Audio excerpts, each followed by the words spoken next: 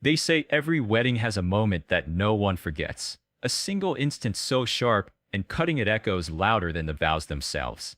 For Sophie Martinez, that moment arrived not in the quiet exchange of rings or the tender promise of forever, but in the venomous voice of the one person who should have been clapping the loudest.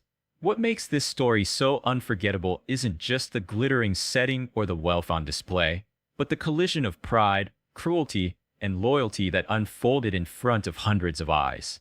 And before I go on, let me say this. If you believe love should always outweigh arrogance, and if you think respect should never be bought with money, then hit that like button, subscribe, and share this story, because what you're about to hear is proof that sometimes the richest person in the room isn't the one with the most money, but the one who chooses dignity over dynasty. The Sinclair estate was unlike anything Sophie had ever known. I still remember the way she told me about it later, her voice trembling not with awe but with a kind of disbelief. Marble columns taller than houses guarded the entrance. Chandeliers glittered with imported crystal, and outside, rows of white roses had been hand-selected from European gardens just for that day. It was the sort of wealth you read about in glossy magazines, the sort that didn't just shine, it blinded. Sophie, in her modest but elegant lace gown, looked like a rare pearl caught in a storm of diamonds. She wasn't from that world. She had grown up balancing textbooks and late-night shifts at a diner, her dreams always stitched together by hard work and sacrifice. But love had carried her here. Love for Adam Sinclair, heir to a billion-dollar empire, a man who saw her not as a girl from the wrong side of town, but as the woman who made his world make sense. At first, everything seemed perfect. Guests in tuxedos and gowns whispered admiration as Sophie walked down the aisle, her arm hooked through her father's, her eyes searching only for Adam's steady gaze at the altar. He looked at her with the kind of devotion that silenced doubts, the kind that told her she belonged beside him, no matter what anyone thought. But belonging, as Sophie was about to learn, was not something Margaret Sinclair gave freely. Margaret was Adam's mother, the matriarch of the Sinclair dynasty, and she was a woman forged from steel and suspicion. She had ruled not just her family, but her son's company with an iron will, feared by executives and whispered about at charity galas. People said her smile could curdle champagne. From the moment Sophie had entered Adam's life, Margaret had played the part of polite society, all cold compliments and perfumed kisses on the cheek. But beneath the surface, resentment boiled. To Margaret, Sophie was not a bride. She was an intruder. The ceremony passed without incident. Vows were spoken, rings exchanged, kisses shared. For a moment Sophie thought maybe, just maybe, her fears had been wrong. But then came the reception. The ballroom gleamed with gold, music drifting through the air like silk, glasses clinking as servers moved between tables with practiced grace. Sophie sat at the head table, Adam's hand warm in hers, her heart finally daring to believe she had been accepted into this gilded world. That illusion shattered in a single cruel toast. Margaret rose from her seat, her diamond bracelet catching the light, her smile painted but not kind. She lifted her glass, and the room quieted, hundreds of eyes turning to her. "Ladies and gentlemen," she began, her voice smooth as glass but sharp as a knife, "a toast to my son, Adam, who has always known how to make bold choices." A ripple of laughter spread politely, but Sophie's chest tightened. Something in Margaret's tone felt wrong, too rehearsed, too heavy. And to Sophie, Margaret paused, letting the silence stretch until it strangled. Who must be very proud.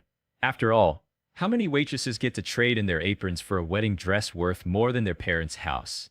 The air changed. Gasps. A stifled laugh somewhere in the back. Sophie froze, heat rising to her face as though every spotlight in the room had turned directly on her. She could feel it.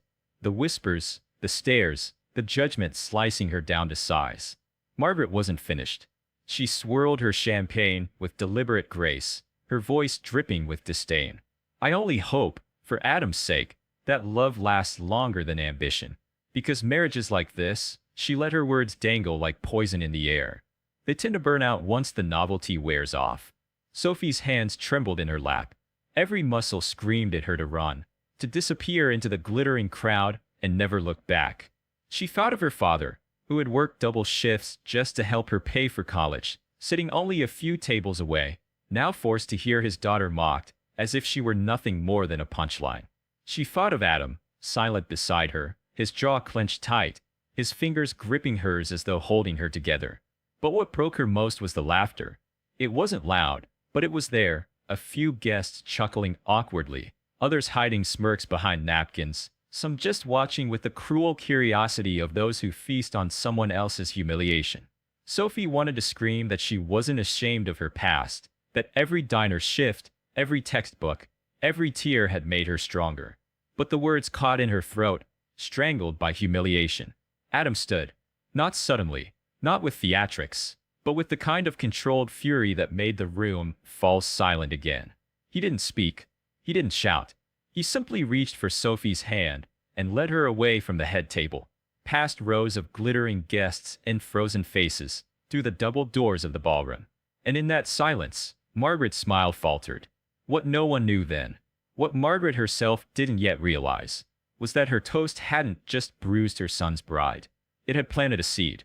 A decision was forming in Adam's mind, one that would soon cost his mother everything she thought she controlled. And as Sophie walked beside him that night, her heart still burning with shame, but her fingers locked in his, she had no idea that the humiliation she endured would soon lead to the most shocking reversal in the Sinclair empire.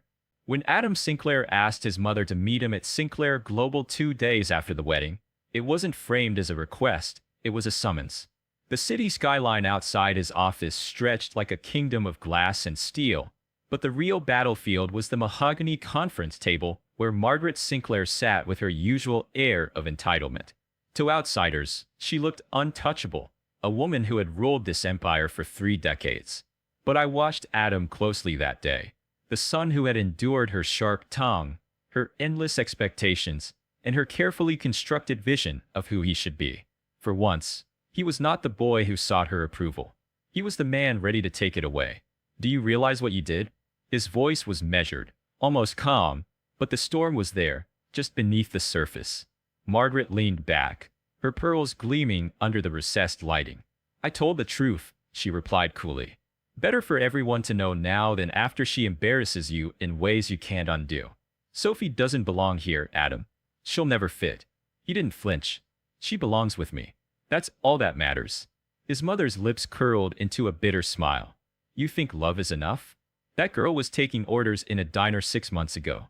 What will she do when she's asked to host foreign investors or sit at a charity board? This family is not a fairy tale, Adam. It's business. Legacy. Power. She doesn't have the pedigree. The word stung like acid, and Adam's hand pressed flat on the table as if to anchor himself. He could have reminded her that Sophie had worked harder than anyone he'd ever known, that she had earned her degree while juggling bills and double shifts, that her resilience was worth more than every diamond in the Sinclair vault. But he didn't bother explaining. He had realized something deeper. Margaret didn't want to understand. You humiliated my wife in front of hundreds of people, he said, his tone harder now. You took the happiest day of her life and turned it into a spectacle. That wasn't about legacy. That was cruelty. Margaret's composure cracked for the briefest second, a flicker of something sharp and defensive crossing her eyes. But she recovered with a scoff. Cruelty? Don't be naive. I protected you. You'll regret this when she drains you dry, when she leaves you, when she proves me right. That's what women like her do. The silence that followed was heavy, suffocating. Then Adam reached into a drawer and placed a folder in front of her. The sound of the paper sliding across the polished wood cut sharper than any shout. You're finished here. Margaret blinked, her mask slipping for the first time. What is this? Your termination from the board, Adam said simply. Effective immediately. You no longer speak for Sinclair Global. You no longer control this company. Her breath hitched, though she tried to mask it with indignation. You can't. The board has already voted, he interrupted. They've wanted this for years. You alienated allies, crushed innovation, and turned every decision into a power play. They were only waiting for me to take a side. I just did. Her face drained of color. For decades, Margaret Sinclair had been the queen of this empire, wielding her influence like a sword. But in one swift strike, her son had severed her crown from her head. You'd betray your own mother? She whispered. No, Adam said, rising to his feet, his voice cutting through the room like steel. You betrayed yourself. And you betrayed me the moment you thought humiliating Sophie was an acceptable way to prove a point. The papers lay between them like a verdict. Margaret's hand trembled slightly as she touched the folder, not from weakness, but from rage she could no longer disguise. She opened her mouth to argue, to reclaim the dominance she had always held, but no words came. Not one. Adam didn't give her the chance to recover. He walked to the door, pausing only long enough to deliver the final blow. From now on, the Sinclair name means something different. Not power at the expense of dignity, but love with integrity. Sophie will be proud to carry it, and I will never again allow you to make her feel like she doesn't deserve it. The door closed behind him with the quiet finality of a gavel. Margaret was left alone, stripped not just of her title, but of the illusion that control could shield her from consequence. And though Sophie never asked Adam what had happened in that office, she knew. She could see it in the way he held her afterward. Tighter, sure, as if anchoring her to a future he had chosen deliberately. What Margaret had tried to shatter, Adam had cemented. And in that choice, a new era for the Sinclair family had begun, one no dynasty matriarch could rewrite. Winter came quietly to the city, soft flakes drifting past the glass walls of Sinclair Global's headquarters. But inside the company, the air was different, lighter, freer. Margaret's absence was felt in whispers, in the absence of fear during meetings, in the way employees suddenly spoke with ideas instead of rehearsed lines. And at the center of it all was Sophie, no longer the girl crushed by humiliation, but a woman who walked beside Adam with her head held high. It wasn't about power for her. She never wanted the trappings of empire. But when Adam asked her to help shape the Sinclair Foundation, the charitable arm of the company, Sophie found herself stepping into something she had always longed for: purpose. Her first initiative was simple yet powerful, funding scholarships for young women who worked their way through school, just as she had. When she spoke about it at a press conference, her voice was steady, her story candid, and the cameras captured not a billionaire's wife, but a leader in her own right. Margaret did not attend. No one expected her to. Some said she had retreated to her estate, licking her wounds, plotting a return. Others whispered she was too proud to face what she had lost. But none of that mattered. What mattered was the look on Adam's face as he stood at the edge of the stage, watching Sophie speak. It was the look of a man who had chosen love over legacy, and found both. Later that night, away from the noise of headlines and boardrooms, Sophie and Adam sat together in their quiet apartment, the city glowing outside their window. Sophie leaned against him, her hand resting on his. "Do you regret it?" she asked softly. "Not for a second," he replied. "You're my family now. That's all I need." And for the first time since that terrible night at the reception, Sophie believed it fully. The humiliation Margaret had hurled at her had not broken her. It had built the foundation for something stronger. Respect. Love. A new beginning. The dynasty Margaret tried to guard had shifted, but it hadn't fallen. It had simply changed hands, from fear to faith, from pride to partnership.